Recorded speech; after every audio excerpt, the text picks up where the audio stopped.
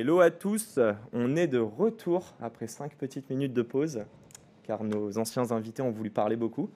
Mais c'est pas grave, ça fait plaisir. J'ai encore du très bon monde autour de la table. Je vais vous laisser vous présenter. Et avant toute chose, pour nos auditeurs, je vais quand même expliquer qu'aujourd'hui, on va parler de financement ou de non-financement, de bootstrapping et de différentes sources pour justement accélérer sa startup. Je vais commencer à ma droite. Je te laisse te présenter. Salut Yacine, bonjour à tous. Pierre Garonner et je suis le cofondateur de la plateforme MIME, la plateforme dédiée à la creative economy. Très, très clair, très succinct, merci. Bonjour, On fera Lucas après. Lucas. À toi, Paul. Salut, donc moi je m'appelle Paul Sofplan, je suis Chief Corporate and People Officer chez Alan. Et Alan, c'est on va dire, le partenaire de santé de confiance des Européens. Et on travaille avec deux piliers principalement. Un, la santé physique, pour lequel on a commencé une société d'assurance qu'on a créée en 2016, avec aujourd'hui plus de 300 000 membres. Dont toi, félicitations. Plaisir. D'ailleurs, je suis vraiment en contact avec votre service client, mais on en parlera plus tard. et le deuxième pilier, la santé mentale, le produit Alan Mind qu'on a lancé l'an dernier pour la santé mentale des salariés. Trop cool. Et notre Lucas national. Donc Lucas, je suis un des cofondateurs de Caption Market, donc la plateforme qui permet d'acheter et vendre des actions de start-up et de scale-up françaises et européennes. Donc j'ai la chance de partager ce talk avec Pierre et Paul. Donc je suis aussi client d'Alan, bien sûr, à titre d'entrepreneur. Et Pierre aussi. Et donc avec Pierre, ça fait un moment aussi qu'on échange. On n'a pas eu de code promo avant. Non, je préfère le dire. Après non plus. Ah ouais. Je pensais que j'allais baisser ma cotise. On va rester à 3 du coup. T'imagines la connexion? Nous, par exemple, on est sur Caption, MIME. On utilise la solution Alan. Incroyable. Alan, il vend pas sur Caption du coup. Alors, tu me chambres là. Bon, on va quand même restructurer un peu ce talk. Bon, ça part pas mal. Allez, je vous laisse discuter les gars. Non, très sérieusement, je voudrais poser une première question. C'est simple, on va parler de financement, on va parler donc de levée de fonds, de bootstrapping et je ne sais pas si on va appeler ça du financement alternatif. Donc là, je te regarde plus toi Lucas, mais je pense que ça reste de la levée de fonds mais d'un moyen un peu différent que du VC. Par qui on commence? Bootstrapping, levée de fonds, levée de fonds classique. Et après, on va aller laisser les ovnis dans cet océan de VC. Donc, raconte-nous un petit peu, Alan Unicorn, j'ai envie de dire. Depuis quand? Si tu peux nous faire un petit paysage de levée de fonds et nous expliquer un petit peu comment et pourquoi vous avez dû lever des fonds et comment ça se passe une levée de fonds concrètement. Hyper clair. Alors pour le coup, donc je reprends effectivement le financement à l'ancienne avec la casquette d'assureur papy, puisqu'on a créé Alan en 2016 et on est dans une industrie qui est extrêmement intensive en capital. Pour avoir le droit de créer Alan en tant qu'assureur, il nous fallait déjà, le régulateur le demandait, avoir plus de 12 millions de fonds propres. Donc on a eu un tour seed qui était déjà de 12 millions, backé par des VC et à l'époque un assureur historique français qui était CNP Assurance. Alors, et qu'est-ce qui vous a backé sur les 10 millions? Donc tu dis CNP CNP Assurance, Partech. Ok, et c'est que de l'equity. C'est que de l'equity en dur. Donc 12 millions avant un produit. Hein. Avant tout produit, exactement. Bravo. Qui était le pari et qui était une des raisons pour laquelle ça faisait une trentaine d'années que ça n'avait pas été fait, de pouvoir avoir un assureur qui se crée from scratch en France. C'était un vrai défi pour nous de pouvoir à la fois embarquer les investisseurs et en même temps de pouvoir se développer sur cette base-là. Et ensuite, on a une deuxième raison qui fait qu'on a, nous, une obligation de levée de fonds assez significative. C'est, on a un business qui est assez décalé dans le temps. Quand on signe un contrat, il commence que l'année suivante. Donc pour le coup, il faut qu'on paye nos investissements entre-temps. Donc tu as un besoin en fonds de roulement positif. Qui est assez significatif. Avancer de l'argent avant d'encaisser. Ok. Et le deuxième point majeur, c'est un besoin en capital. Dès que j'ai un nouvel assuré qui arrive chez moi, j'ai besoin de mettre de côté dans une caisse, on va dire 100 à 150 euros par assuré pour garantir que ma boîte est encore viable dans 3 ans et que les gens peuvent nous faire confiance pour que je les rembourse quoi qu'il arrive. Donc le même principe que quand tu prends un prêt où tu apportes entre guillemets une garantie quoi. Exactement, et sauf que ça je le fais sur chacun des utilisateurs qui vont arriver dès l'année prochaine, ce qui me conduit à des levées assez significatives puisque notre série A qu'on a conduite en 2017, si je ne te dis pas de bêtises, était de 21 millions d'euros et ensuite on a relevé 40, 175 et on vient d'annoncer une levée de 183 millions qu'on a bouclée il y a 3 semaines. Et si on parle juste de cette dernière levée, après ces gros montants, c'est quoi le but d'aller lever d'aussi gros montants? Par exemple, là, ce qui avoisine 200 millions, c'est l'intérêt et quel est-il? 3 choses. 1, donc financer et le besoin, on va dire, en fonds de roulement du business et la solidité du bilan. Ça, c'est hyper clair pour nous.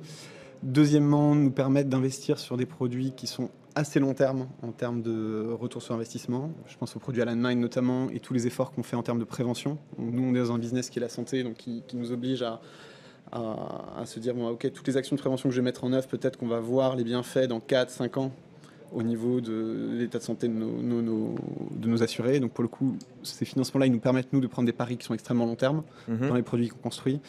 Et une dernière partie pour les acquisitions. On a fait notre première acquisition l'an dernier avec l'achat d'une boîte dans la santé mentale qui s'appelait Jour, qui était une application américaine, et où l'équipe nous a rejoint et aujourd'hui a construit Landmine. Donc voilà un peu les trois champs d'action et d'utilisation de ces fonds. Ça se dépense sous combien de temps en moyenne une levée de fonds quand tu lèves? Je ne sais pas si c'est la même chose au tout début versus ta série C, D, E, mais... Je pense qu'on n'est pas une boîte classique là-dessus, puisqu'on a noué un runway, d'une boîte normale, j'aurais entendu ça te dire que c'est plutôt dans les 9 mois. Okay. Quand nous, on est en permanence au-delà de 3 ans. Ah ouais, ok. De façon à pouvoir garantir la solidité vis-à-vis du régulateur et puis même vis-à-vis de nos clients. On n'arriverait pas à signer des boîtes du CAC 40 ou du SBF 120 s'ils avaient un doute sur le fait qu'on soit encore là dans 4 ans. Quoi. Donc pas de levée de fonds avant 3 ans, si j'entends ce que tu me dis. Sauf si demain tu me fais signer Carrefour, EDF et Air France, et peut-être qu'on en ferait un autre. Du coup, je m'adresse à toi, Paul. Oui, Pierre, pardon. Excuse-moi, putain, c'est moi qui ai confondu. Fallait que ça arrive une fois. Je t'ai dit tout à l'heure que ça n'était pas encore arrivé. My bad. Donc du coup, toi, tu n'as pas levé de fonds, si je ne me trompe pas. Non. Déjà, pourrais-tu nous représenter MIM un petit peu et nous expliquer en fait pourquoi tu as fait ce choix de ne pas aller voir des VC, de ne pas lever de fonds et de faire ce qu'on appelle du bootstrapping? Et qu'est-ce que veut dire du bootstrapping? Parce que c'est un mot beaucoup galvaudé, mais voilà.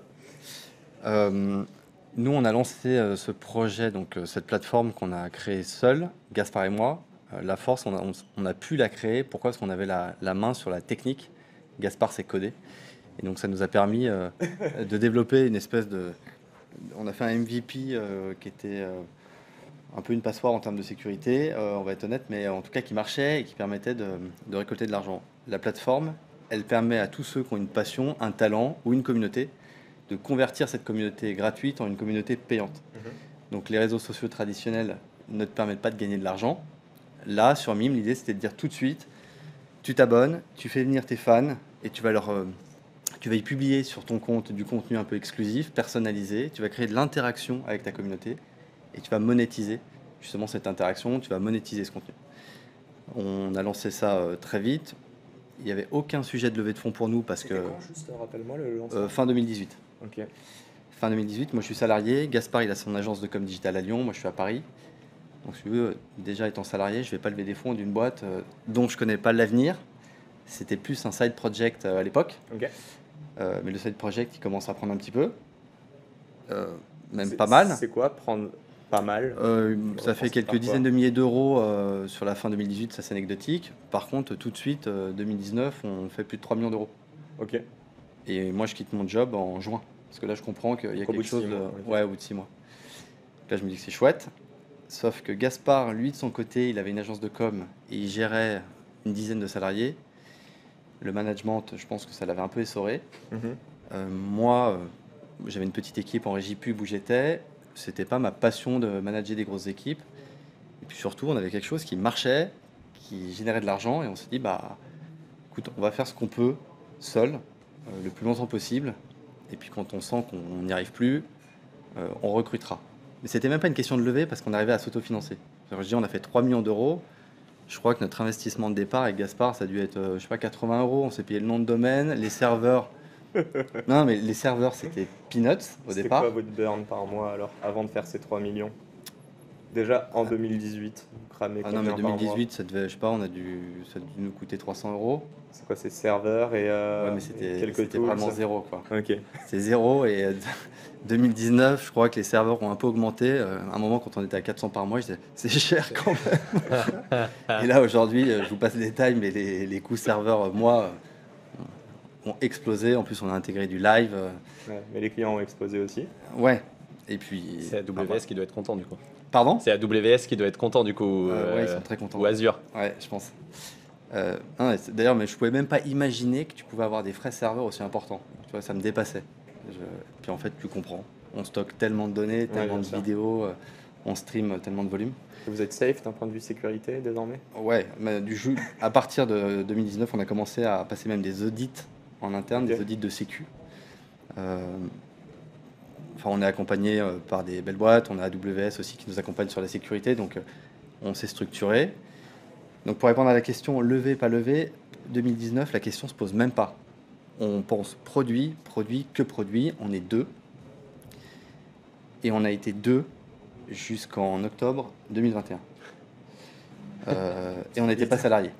Donc on a fait 3 millions en 2019, on a fait 30 millions en 2020, et on a fait un peu moins de 60 millions. 30 millions à 2 ? Ouais. Il n'y a que moi que ça interpelle ou À la Sora. c'est ouais. Oui, puis c'est pas un SoftBank qui est arrivé derrière. Incroyable. C'est SoftBank sur Sora. Et en fait, l'idée, c'est avec un capital social de 2000 euros, donc tout ça évolue évidemment. C'était aussi notre manière à nous de rester sous les radars, de nous concentrer sur le produit et de mieux préparer l'avenir. En revanche, il y a eu un choix déjà, ça a été de structurer la boîte. Ouais. Enfin, on a beaucoup externalisé ce qu'on pouvait externaliser. Puis à un moment donné, on a dit, on a envie de donner plus d'ambition au projet. Donc on a tout internalisé. Mais ce qui est fou, c'est que la première plateforme, techniquement, c'était une seule personne qui la maintenait. Et là, ça fait 1 an et demi que vous êtes plus de 2, c'est ça À partir de là, depuis octobre, là, on est une vingtaine. C'est énorme. On est une vingtaine, et donc la question s'est posée. Là, on veut préparer une levée pour 2022, Ok. ça c'est sûr. Et donc là, l'objectif, c'est justement de pouvoir... on est très ambitieux sur l'avenir. La creative economy, c'est un marché de plus de 100 milliards en 2022. C'est monstrueux. Il y a de la place, largement. On est au tout début. On a 3 ans d'expérience sur cette industrie-là. On a appris plein de choses sur le paiement, sur la sécurité. Il faut être ultra rigoureux dans cette industrie-là, sur ces notions-là. Le paiement, c'est clé. Parce que tu ne payes pas de la même manière en Allemagne, que tu payes en France, que tu payes aux US. Il y a des solutions de paiement locales. Tu n'utilises pas la carte bleue en Allemagne. Bon, ça, tu ne peux pas le savoir en 2018, moi de mon côté. Mais tu l'apprends au fil du temps.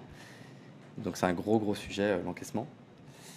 Et donc là, aujourd'hui, on a envie de diversifier évidemment toutes les verticales. On a vraiment envie que cette plateforme soit adaptée à tous ceux qui ont un talent, tous ceux qui ont une passion, et leur permettre de gagner 300 euros par mois, 2000 euros par mois, et pour certains, 200 000 euros par mois. Mini-question, tu parles d'une prochaine levée de fonds. Est-ce qu'elle est drivée justement par... alors tu dis que le marché est grandissant, oui, mais je crois qu'il y a quand même des compétiteurs qui naissent au quotidien, qui ont une value proposition assez similaire à la vôtre. Comment vous vous différenciez? Est-ce que vous comptez sur cet argent pour rajouter peut-être des features sur votre produit, ou alors carrément, je ne sais pas si ça allait à l'international, tell us. Bah souvent, tu parles de levée de fonds pour aller à l'inter, donc ça n'a plus trop de saveur parce que tout le monde le fait. En l'occurrence, nous, oui, puisqu'on a quand même près de 80% de notre chiffre qui est drivé par la France. Donc ça laisse présager un gros gâteau à aller chercher aussi à l'inter. Il y a de la concurrence, mais pas trop. Il y a beaucoup de copycats qui se sont lancés depuis 24 mois, mais il y en a pas beaucoup. Il y en a beaucoup qui se sont cassés les dents par manque, je pense, de rigueur, par manque de savoir-faire technique, vraiment. Et puis il y a des grosses plateformes. Alors les gros concurrents, il y a les réseaux traditionnels que vous connaissez tous, Twitch, TikTok, Snap, Facebook, Insta, Twitter, tous, ils ont commencé à lancer des features pour mieux redistribuer la richesse, la valeur aux créateurs, qui était un vrai sujet. Nous, c'était notre parti pris, pas de publicité depuis le début, et d'être le plus équitable possible. Et puis après, il y a d'autres concurrents. Il y a Patreon, par exemple, aux États-Unis, qui est typiquement dans cette industrie-là où aujourd'hui on est en train d'aller, qui accompagne énormément justement tous les créateurs qui sont sur du contenu apprenant, par exemple, ou sur de la formation, sur du mentoring, il y a des personnalités aussi qui peuvent monétiser un peu leur image dessus. Ok.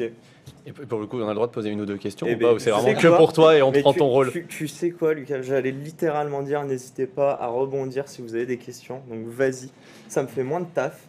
C'est nickel. On est content, putain.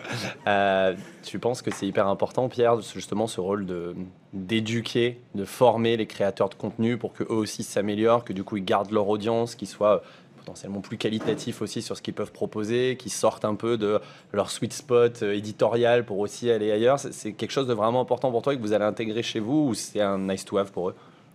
Moi, je pense que la plupart des créateurs savent le faire. Alors, les accompagner, il faudra qu'on le fasse et on le fera parce qu'il faut aussi les séduire, ces créateurs, parce que c'est ce qui va générer du volume d'affaires. Mais globalement, sur les plateformes actuelles, ils le font, ils savent le faire assez bien. Maintenant, il faut les éduquer sur le fait qu'il y a des alternatives aujourd'hui qui redistribuent mieux la valeur. Aujourd'hui, on n'aura pas les fonctionnalités comme peuvent le proposer d'autres social networks, mais nous, notre valeur ajoutée, elle va être sur la monétisation et la répartition des richesses. C'est un peu notre parti pris.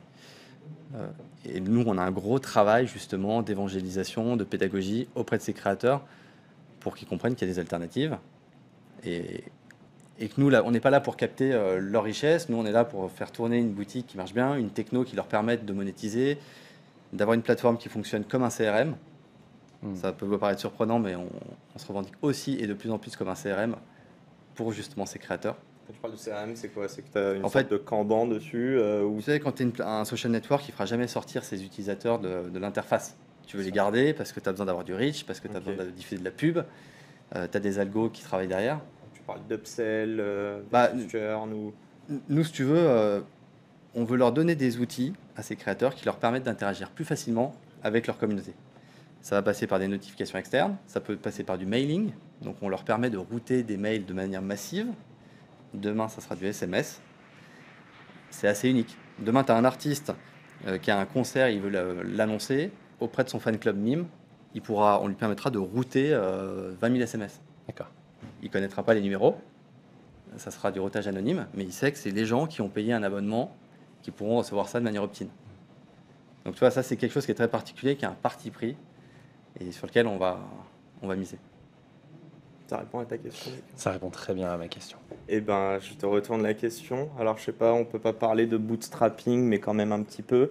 Je crois pas que tu aies levé auprès de VC, mais tu as réalisé une levée, je crois que c'est 2 millions, si je ne me trompe pas, auprès de ta communauté. Je ne sais même plus comment on doit appeler tout ça. Bref, présente-nous, tu arrives un peu comme un ovni dans tout le monde du financement. Je suis fan, je t'ai déjà reçu dans mon podcast. Donc vas-y, représente-nous tout ça et nous explique un peu c'est quoi le parti pris de pas forcément aller voir des VC, mais plutôt aller voir en tout cas d'autres personnes et qui sont-elles. Ouais, donc nous, Caption Market, c'est une plateforme qui permet d'acheter et de vendre des actions de start-up, comme je disais. Donc les deux mots qu'on mentionnait Pierre sur la créateur économie de monétisation et partage de richesse, pour le coup, c'est exactement dans ce que nous on fait, la mission même de Caption, notamment pour permettre aux salariés qui s'impliquent dans les boîtes, comme ce que fait Paul chez Alan, de pouvoir de manière un peu plus libre et avec plus de visibilité et plus de transparence que ce qu'il y a aujourd'hui, de pouvoir vendre leurs actions sur une plateforme auprès d'investisseurs triés sur le volet réglementaire notamment, parce que comme Alan, on est extrêmement réglementé par la Banque de France et par l'autorité des marchés financiers. Nous, le parti pris, il a été très simple, c'est qu'on a eu la malchance pour deux de mes cofondateurs, donc Mathieu et moi-même, avoir fait du VC par le passé. Quelle malchance. Quel enfer. Et du coup, on a été à des boards, on a négocié des tours et on s'est dit, en fait, on veut pas de ça. On veut pas de ça. Ça a plein de bienfaits. Ça a aussi des côtés plus embêtants, ou plus contraignants en tout cas, que nous, on n'avait pas envie d'assumer, que d'autres assument très bien, comme JC et comme Alan de manière générale, les Swile & Co. Nous, on voulait pas de ça, pour le coup. Et la deuxième mauvaise chance, c'est que Quentin, donc, que connaît Pierre, qui est notre troisième cofondateur, lui, il avait monté une startup qui a été financée par des VC, et il a encore moins de chance qu'il a été financé par moi, j'ai été à son board pendant 2 ans, que le mec a dit, mais plus jamais ça, quoi, tu vois. C'est mort. C'est mort. Donc, non, en vrai, vraiment, le parti pris de base, c'était on veut monter une boîte saine et rentable from scratch. Ça, c'était le truc de base. On ne veut pas courir après l'argent. Ça nous faisait fondamentalement chier de dépendre de l'argent des autres. Et la deuxième chose, c'était avoir des VC, monter un board, avoir toutes les obligations de reporting, etc., qui sont indispensables quand tu es VC. J'étais le premier à les imposer en tant que VC, donc je ne vais pas cracher dans la soupe. En tout cas, nous, on ne voulait pas de ça. Et on voulait beaucoup plus de liberté dans notre gouvernance, beaucoup plus de liberté dans notre gestion. Du coup, on monte la boîte, on reste moins longtemps que Pierre et Gasp à tous les trois. On fait ça pendant 1 an. Ça marche plutôt pas mal. On commence à sortir entre 30 et 40 000 euros de chiffre d'affaires par mois. À l'époque, on burnait rien, donc c'était que de la rentabilité, que de la trésor. Vous avez mis combien juste en investissement? 3 000 euros chacun. 3 000 euros chacun. Ouais, c'est un peu plus que 80 euros, mais c'est pas non plus le feu, quoi. Bah, vous l'avez rentabilisé en combien de mois? Je sais pas, en vrai. De toute façon, c'est du capital, donc tu le récupères jamais. Mais je sais pas, en 2 mois, on avait fait 10 000 euros de chiffre d'affaires. Donc, ok. Et c'est Quentin qui a codé la plateforme. Et c'est Quentin qui, effectivement, a tout fait en interne. Et donc, depuis le début, tout ce qui est fait chez nous est internalisé, avec toutes les contraintes qu'évoquait encore une fois Paul, qui fait qu'on ne peut pas faire n'importe quoi, parce qu'on ne vend pas des tomates ou des t-shirts, on vend des actions. Donc à un moment donné, tu vas faire investir des gens qui doivent comprendre qu'ils peuvent tout perdre, sinon là tu te fais exploser par les régulateurs, et à juste titre. Et donc on fait ça marche plutôt pas mal. L'année dernière, pendant notre version bêta qui était ouverte qu'à des investisseurs professionnels, ça aussi c'est des questions d'agrément, on a fait une petite opération en secondaire, donc on a revendu 80 000 euros chacun, donc 240 000 euros, pour montrer déjà que le modèle marchait, pour être capable demain d'aller pitcher ça aussi à des founders, seed, série A, en disant en fait les gars, vous n'avez pas forcément fait de cash out, vous pouvez déjà vous sécuriser un petit peu parce que vous avez été au chômage, vous ne payez pas très bien et ça vous permet de sécure une mini partie de votre upside et potentiellement d'aller faire un investissement immobilier, commencer à être business angel dans des boîtes de potes parce que beaucoup font ça. Derrière, on a Bootstrap jusqu'à ce mois-ci. Donc là, tous les chiffres étaient publics, donc il n'y a pas trop de secrets. Nous, on fait à peu près 1,5 million de GMV par mois, donc de volume d'affaires. On fait à peu près 100 000 euros de chiffre d'affaires, du coup. Et on fait entre 30 000 et 50 000 euros de résultats par mois, donc 30 000 à 50 000 euros de trésor générés par mois. Et donc là, la levée qu'on a faite, elle avait 2 objectifs. Le premier, c'est de financer la suite, forcément, parce que niveau agrément, on a aussi des obligations de fonds propres et des ratios prudentiels, exactement comme Alan sur la partie mutuelle. Et la deuxième chose, c'est de créer une petite armée d'ambassadeurs. Le montant, en vrai, on s'en fiche. Les 2 millions, on n'en aurait pas forcément eu besoin fondamentalement.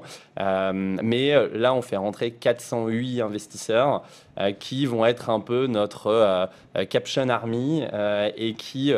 de manière diverse et variée, sur des events, sur des coms LinkedIn, sur voilà, On les voit, t'inquiète. Donc, voilà. Et donc, on les a coup, vus sur LinkedIn. Ces gens-là, clairement, vont être chiants sur LinkedIn, vont spammer des sites LinkedIn. Ah, moi, je me suis désabonné. Tu m'étonnes.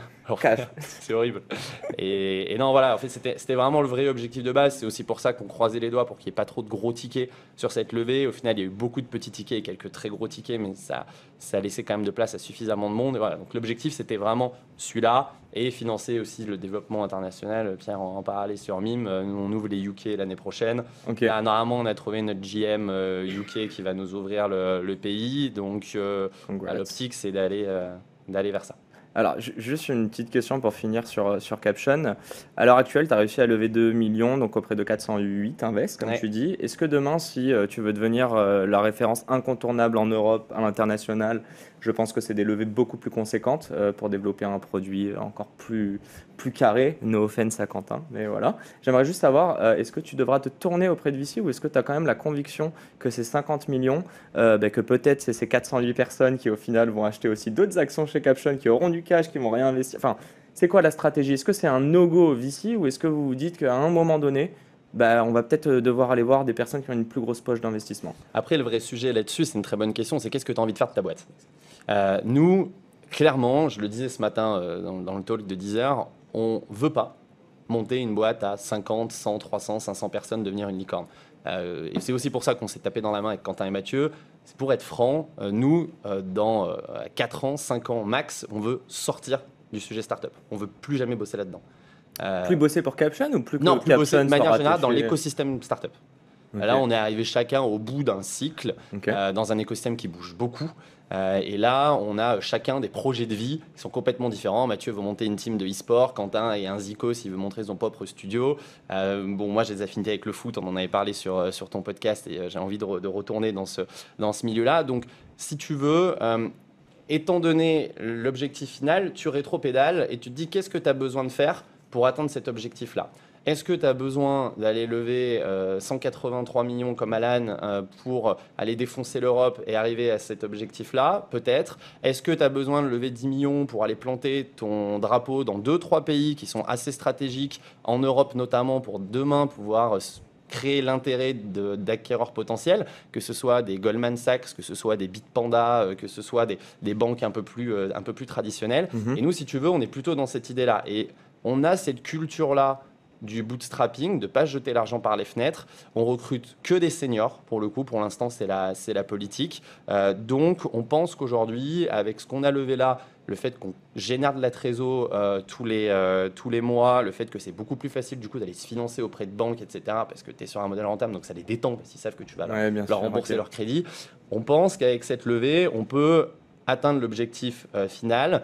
Et si on doit lever, forcément, il y a des VC qui tapent à la porte, comme souvent, parce que c'est quand même ton taf en tant que VC de voir les boîtes qui sont sur des sujets un peu hot topic. Il semble qu'on soit sur ces sujets-là. On va pas se fermer la porte, mais on croit énormément au financement communautaire.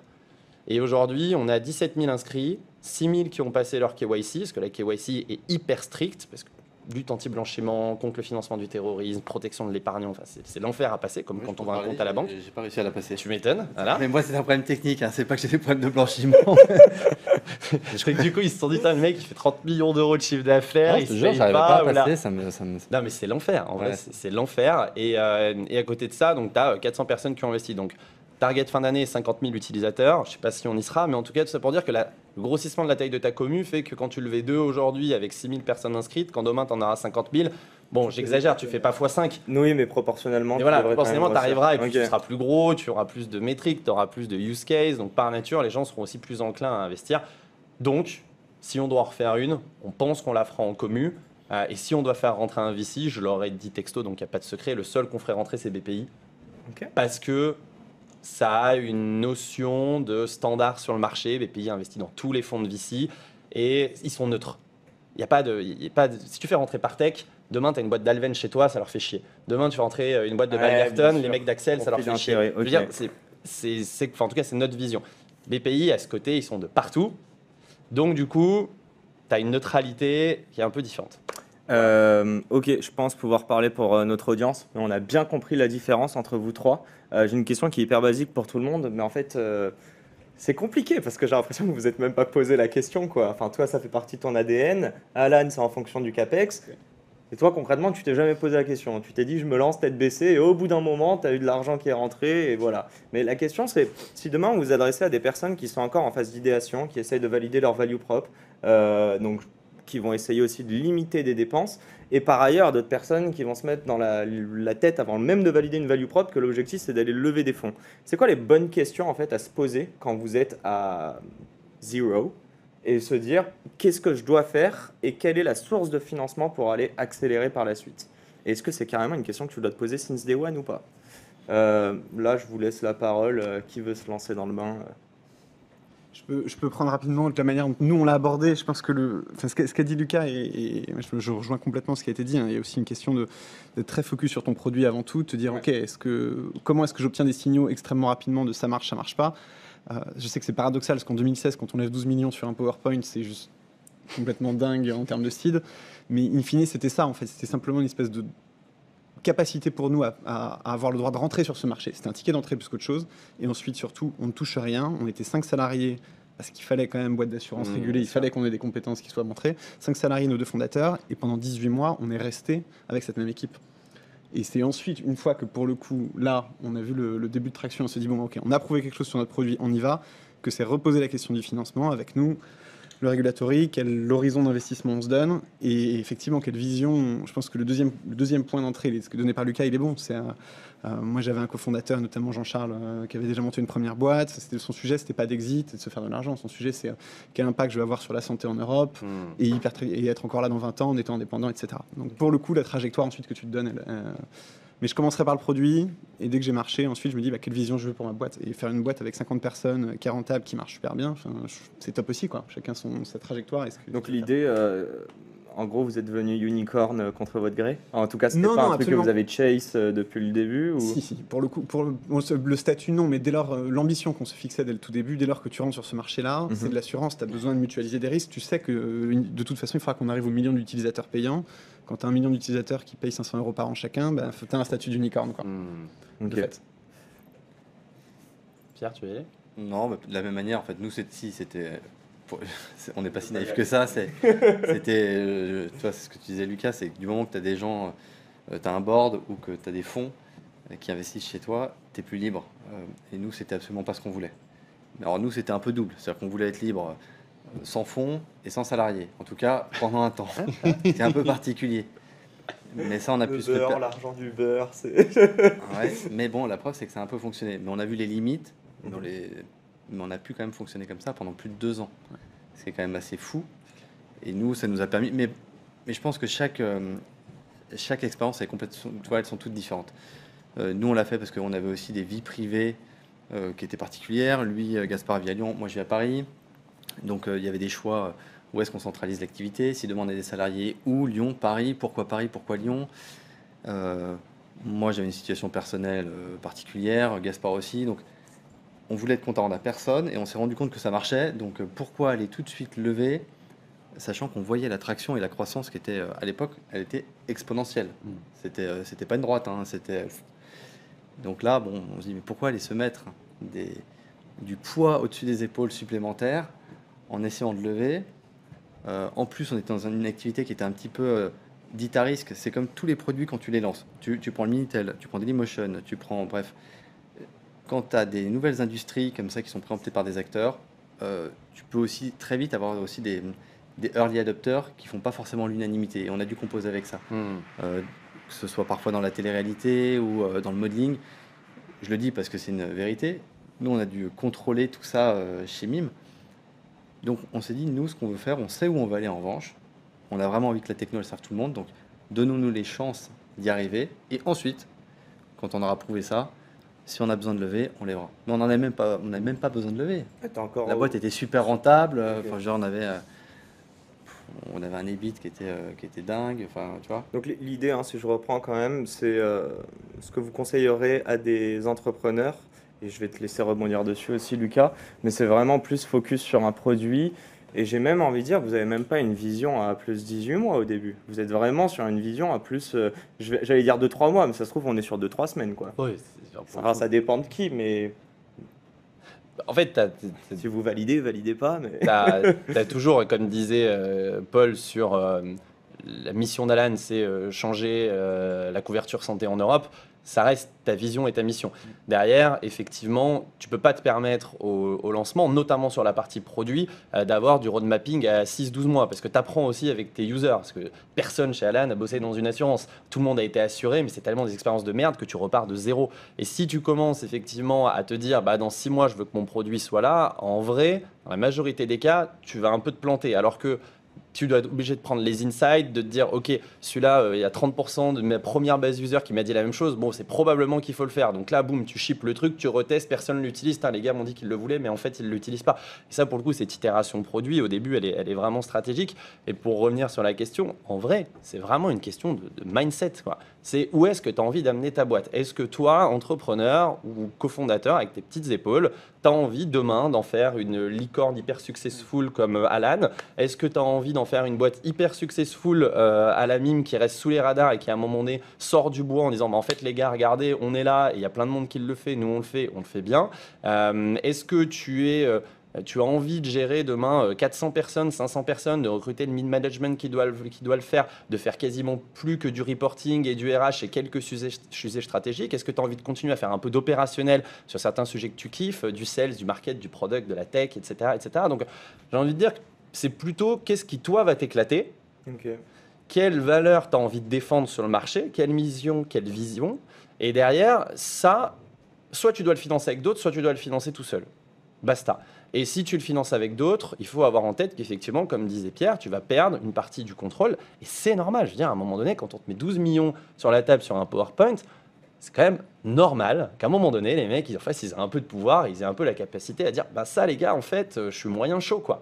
Donc, il faut aussi avoir ce mindset-là d'accepter le regard de l'autre, l'autorité de l'autre, qui n'est pas là tous les jours à se faire chier, à se lever à 6 du mat, comme toi, et qui est dans son bureau de VC à commencer à 9h, mais qui, par contre, derrière, va à des choses à t'apporter parce qu'il voit plein de boîtes. Oui. Et il faut vraiment l'accepter, en fait. C'est pas évident pour tout le monde. Vraiment. Tu veux rebondir dessus? Oui, bah, non, mais je suis curieux, parce que là, pour le coup, je suis pas dans... Ce qu'on a réussi à créer chez Alan, pour le coup, marche bien en équilibre. Donc, j'ai pas de contre-exemple en tête, mais je serais assez curieux de voir comment ça se passe. C'est que moi, je serais aussi très intransigeant sur qui je fais rentrer. Enfin, pour être très clair, depuis le tout début, les choix des partenaires d'investisseurs qu'on a pris, c'était drivé essentiellement par du fit culturel, de la compréhension de là où on voulait aller, du partage, et clarifier dès le tout début comment on allait fonctionner. On est hyper transparent, vous avez le reporting sur tel format, mais et ce qui fait qu'on a vraiment réussi à créer des relations. Le board se passe hyper bien, et pour le coup, on s'appuie sur eux. On va chercher, on teste des choses, ils nous font les intros qu'il faut. Enfin, il y a aussi de la valeur à ça. Bien sûr. Ils ouvrent énormément de portes, en termes de clientèle également. On sait ce qui se passe sur le marché. Enfin, en revanche, dès le début, être ultra attentif à qui je fais rentrer. Et pour le coup, ça, c'est un process qui est en permanence, en fait. C'est-à-dire que j'entendais Pierre dire, on prépare une levée de fonds cette année. Nous, j'ai envie de dire, voilà, on a annoncé une levée de fonds en avril 2020, en 2021, 2022. Normalement, il n'y en aura pas en avril 2023. Mais je veux dire, c'est quelque chose qu'on nourrit, le pipe d'investisseurs, de gens qui sont intéressés, etc. On le nourrit en continu, en fait, pour savoir avec qui on a confiance, qui, pour le coup, on ne le sent pas. Et c'est ça un mariage, quoi. Oui, complètement. Je me permets de jeter juste un tout petit truc par rapport à ce que dit Paul, c'est beaucoup d'entrepreneurs se disent il me faut ce fonds parce qu'il y a le nom. Il y a Balderton, il y a Andreessen Horowitz, il y a Sequoia & Co. En vrai, c'est une connerie sans nom. C'est une connerie sans nom parce que, comme dit Paul, c'est avec la personne que tu dois t'entendre parce que c'est elle que tu vas appeler pour préparer le board et être sûr qu'en fait, ça va bien se passer, qu'il va comprendre ce que tu vas vouloir amener et que peut-être il va t'aider vis-à-vis d'autres co-invest qui vont peut-être pas forcément comprendre et qui vont être relous. C'est lui que tu vas appeler demain quand tu as ton head of sales qui va claquer la porte en disant bah, en fait, je me casse parce que j'ai été débauché par Amazon ou je sais pas quoi. Donc, il faut vraiment avoir un fit, mais one-to-one. Le fond, l'étiquette, tu t'en fous. Vraiment. Et c'est malheureusement comme en politique, en présidentielle, tu votes pour la personne, tu votes pas pour le parti. Tu échangerais les cartes de parti, les mecs voteraient toujours pour la même personne parce qu'ils veulent que ce soit cette personne-là qui soit à la tête du truc. Et la deuxième raison pour laquelle c'est une connerie, c'est que les VC, par nature, sont opportunistes. Ils en ont rien à foutre de savoir qu'avant, il y a Balderton qui a investi. Si tu arrives et que tu as les métriques pour lever le tour et que tu es dans les patterns, ils mettront un ticket, peu importe qui y a avant. Et j'ai même envie de dire que moins les fonds qui sont rentrés avant sont puissants, plus la négo va être simple sur le tour et plus les nouveaux entrants vont pouvoir imposer des conditions aux anciens. Donc tu penses, parce que moi c'est vrai que j'avais un strong belief, ce qui est peut-être faux, mais je me suis longtemps dit que des entrepreneurs allaient voir des fonds de renom, non pas pour la personne physique, hein, l'humain que tu vas avoir en face de toi, mais juste déjà pour le mettre sur leur petit logo, apparaître sur Crunchbase, et surtout derrière se dire ok, à plus 18-24 mois, je vais avoir les bonnes intros, parce que j'ai regardé dans leur portfolio, il y a eu le next round, donc série A, série B, and so on, avec d'autres boîtes. Parfois c'est stratégique, fonds franco-américains, des choses comme ça. Déjà, si je rejoins ce que tu dis, Lucas, selon toi, cette stratégie est une connerie et c'est même pas prouvé par A plus B que c'est quelque chose qui va marcher. Je pense que ça marchait avant, quand les deals étaient très private, que tu les avais beaucoup par network. Aujourd'hui, c'est tellement la guerre que n'importe qui peut avoir un rencard avec Andreessen Horowitz. Tu prends Mime avec les métriques qu'ils ont, le business qu'ils font. Demain, ils contactent sur LinkedIn quelqu'un qui bosse chez Andreessen. Ils auront un meeting. Ils ont déjà été contactés, t'inquiète pas. D'ailleurs, la term sheet arrive. Non, c'est marrant parce qu'on a été contacté il y a 1 an et demi justement. On a eu quelques prises de contact avec des fonds. On n'était pas dans la démarche. Dont De Non, de toute façon, je ne te dirai pas. Je ne dirai rien, monsieur. Mais on a été ultra déçus de la manière. Enfin, tu vois, typiquement, c'est ce que tu évoquais. On avait des KPI qui étaient vachement bons. Tu vois, c'était assez séduisant. La croissance, ça devait un peu exciter aussi tout le monde. Bon, nous les premiers, mais sauf qu'en face, on avait des gens qui maîtrisaient pas notre business. Okay. Et en fait, la chance qu'on a, c'est que c'était à eux de se vendre plus que nous. Bon, j'exagère un peu et de manière très humble, hein, je dis ça, mais on n'était pas demandeurs. C'est venu un peu par opportunité. Donc, du coup, on a laissé sans suite. Et là, aujourd'hui, on a eu raison de laisser sans suite parce qu'on a eu le temps de continuer et là de se dire je dis pas qu'on fera le choix mais on pourra plus facilement dire on a envie de s'orienter vers ces fonds là ou vers ces privés là parce qu'ils peuvent nous apporter plus parce que pour plein de raisons parce qu'il peut y avoir des synergies business avec d'autres boîtes qui sont chez eux qui sont dans ce secteur là voilà. Et puis tu lèves, si je comprends bien, je pense qu'il y a encore beaucoup de boîtes qui se lancent aujourd'hui ou qui se sont déjà lancées et qui courent après le statut de licorne. Tu t'en fous toi? Le statut, je m'en contrefous là. Donc l'argent ne te permet pas, parce que non, mais c'est hyper intéressant, tu parlais de changer un petit peu le pouvoir de négo.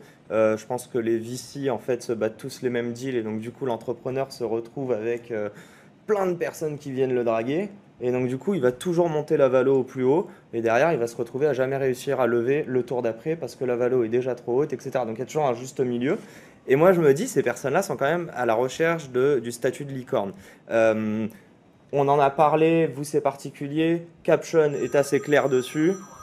Et c'est un petit problème technique. C'est pas moi.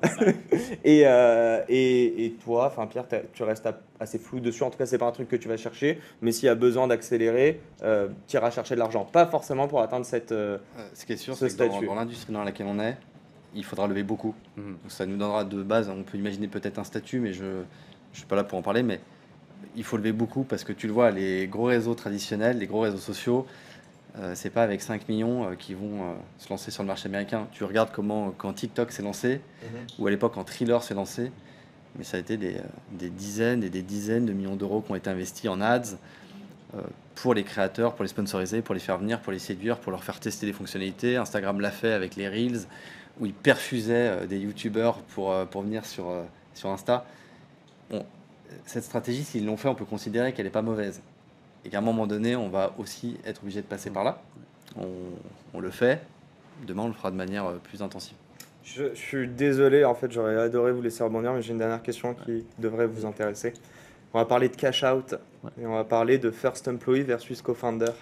J'aimerais savoir, dans un premier temps, qui est-ce qui capte. Enfin, est-ce que c'est vos premiers. Déjà, qu'est-ce qu'un cash out? On va commencer par ça. Si la première personne qui prend la parole pourrait l'expliquer à nos auditeurs. Et à travers ça, j'aimerais peut-être savoir, est-ce que vous ne pensez pas que ce sont vos premiers employés qui vont jouir avant les entrepreneurs et les cofondateurs de la valeur de la boîte et de la réussite à court terme, non pas à long terme, mais à court terme? Who wants to start? Oula, il a pas l'air inspiré. Non, mais Je suis obligé d'y aller. voilà. Putain, je suis en train de tourner la tête. Non, pas moi. On putain, a pas déjà moi. eu le débat. Ah, mais je peux t'en parler si tu veux. Tout, mais pas moi. Ouais, on va laisser Pierre introduire le sujet.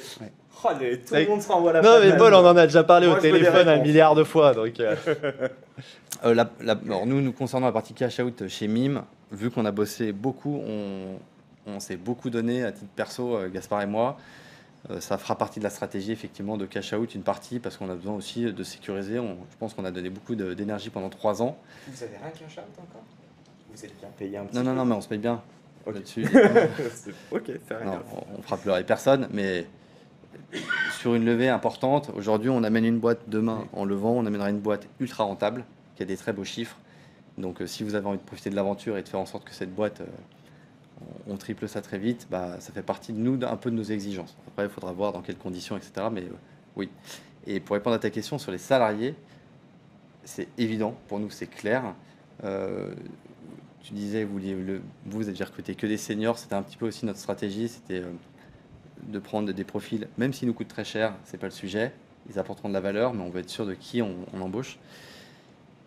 Et on a envie que ces gens-là soient ultra fidèles à la boîte, on a envie de les incentiver dans la boîte.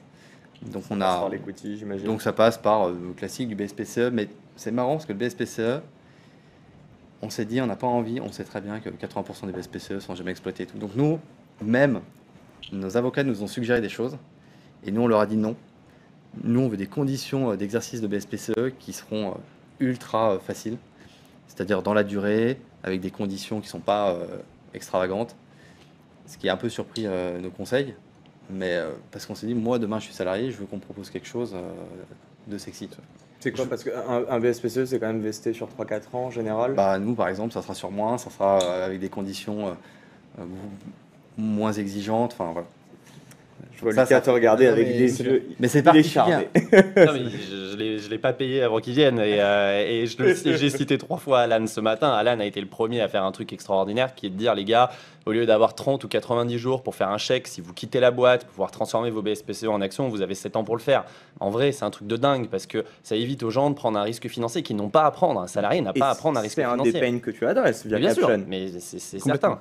Aujourd'hui, les salariés investissent plus dans la boîte que les founders. On s'est marré tout à l'heure avec les 80 balles, les 3000 balles. En vrai, tu as des salariés chez Alan, et Paul fait partie des premiers. S'il devait transformer tous ces BSPCE en actions, il en aurait probablement pour plusieurs dizaines ou centaines de milliers Exact. d'euros. Donc, c'est un vrai sujet. C'est un vrai sujet. Donc, Et on rigolait sur la discussion qu'on a eue avec Lucas au téléphone, mais je pense que c'est vraiment ça. Je pense que ce que fait Lucas adresse un pain point qu'on a essayé, nous, de gérer en interne depuis le début, en mettant l'ensemble des salariés chez Alan ont des actions. Aujourd'hui, il y a 15% de la boîte à peu près qui est détenue par les salariés.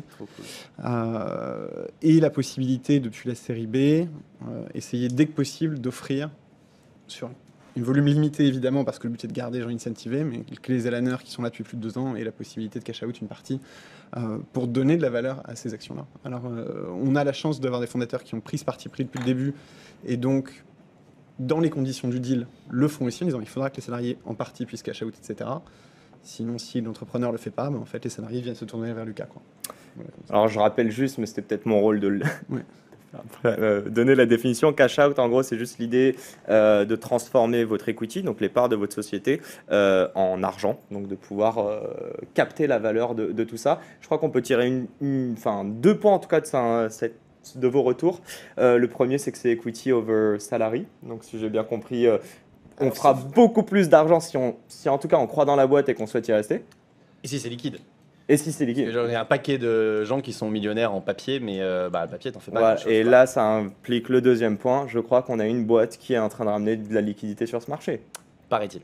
paraît-il. Tu voulais dire un truc, Paul, ou pas? Non, après, c'est la equity versus salary. Pour le coup, ensuite, Pierre a répondu à ta question. Si tu as les métriques de mime, tu peux te permettre de payer tes gens très très bien à un point que tu n'es pas forcément obligé de leur donner énormément d'equity. Mais en même temps, tu l'as dit, tu perds un peu d'engagement de tes. Donc il y a un juste milieu toujours à trouver.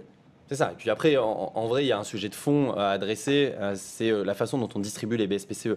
Il y a un vrai sujet aujourd'hui, c'est que les BSPCE, on les distribue one shot. On te les file une fois, peut-être qu'on t'en réattribue, d'ailleurs tu les vestes pendant 4 ans. C'est cool, mais ça veut dire qu'au bout de 4 ans par exemple, ou de 3 ans, derrière tu as vesté 100% et tu n'as pas forcément eu un autre plan. Donc si tu viens, notamment sur des tours chez Alan ou sur Caption, tu vends 100% de ce que tu as, bah ouais, tu es moins incentivé, forcément, tu n'as plus d'equity. Donc l'idée, c'est peut-être de se dire comment on peut distribuer les BSPCE de manière un peu plus intelligente Avec et des collée à ce qu'ils paliers. font dans les grands comptes, en filant tous les ans. Tu les vestes sur 1 ou 2 ans, par contre, parce que tu en files tous les ans. Et en fait, la personne a toujours un incentive à rester. Et si à un moment donné, elle part, c'est pas je pars en prenant tout, c'est je pars, mais c'est un trade-off parce que je sais aussi que je vais perdre ce que j'ai pas encore vesté parce que je veste en permanence. Et en fait, il faut peut-être se reposer cette question-là. Malheureusement, il n'y a pas assez d'avocats, je trouve, qui mettent cette question au cœur du sujet. Mais pour les boîtes, je trouve que ce serait vraiment cool en vrai. Et là, je vais faire ma pub, mais je vais reprendre ma casquette de People Officer chez Alan. Lucas disait qu'on était très fiers d'avoir, dès 2016, poussé à ce que les BSPCE, en termes de vesting, pas en termes de vesting, en termes de conditions d'exercice, puissent se faire sur plus de 7 ans et changer le standard sur le marché français. Je sais qu'il y a beaucoup de boîtes maintenant qui ont énormément allongé. Et on a, au mois de mars 2022, changé notre modèle d'equity de façon à couper cette distribution one-shot et on est passé en yearly basis pour tous les salariés, de façon à justement garder les gens en permanence incentivés, mais même quand ils sont là depuis 5-6 ans. Donc j'espère qu'on va c'était un nouveau modèle comme Lucas le souhaite. Voilà. Et là, il y a un point, parce que s'il y a des entrepreneurs qui Le peut-être mot de la regardent, fin, hein. Il a raison. il y a des alternatives au BSPCE. On a découvert ça, beaucoup plus lean d'un point de vue juridique, et qui font le taf et qui permettent vraiment d'inclure justement les salariés là-dedans et de repartir avec un peu d'argent si les conditions, par exemple, de chiffres sont atteintes. Il y a pas mal de choses. On a découvert ça il y a quelques semaines. Ça, tu parles On a découvert une boîte qui s'appelle Futures. Par exemple, Ils étaient là aujourd'hui d'ailleurs. bon bah voilà, tu vois, je les connaissais pas. Et Bon. en fait, on trouve ça top. Et c'est aussi une manière de pouvoir mieux inclure les salariés de la boîte. Parce que le BSPCE, c'est sympa, mais aussi c'est chiant à mettre en place. Donc, Et on n'y comprend pas toujours tout, mais du coup, j'invite tous nos auditeurs, s'ils veulent en savoir plus, soit à vous contacter, soit aller voir tout le matériel qu'il y a sur Internet, notre podcast, mais je suis sûr qu'il y en a d'autres. Et nous, on va continuer cette conversation autour d'un café, je vous propose. Un grand merci à tous, en tout cas, pour votre retour d'expérience et ouais, cette honnêteté, en tout cas, sur le financement, l'equity et tout ce qui va avec. Et on se retrouve avec les autres dans environ 1 à 2 heures. Je vais revoir mon planning. Voilà, merci à tous. Yacine.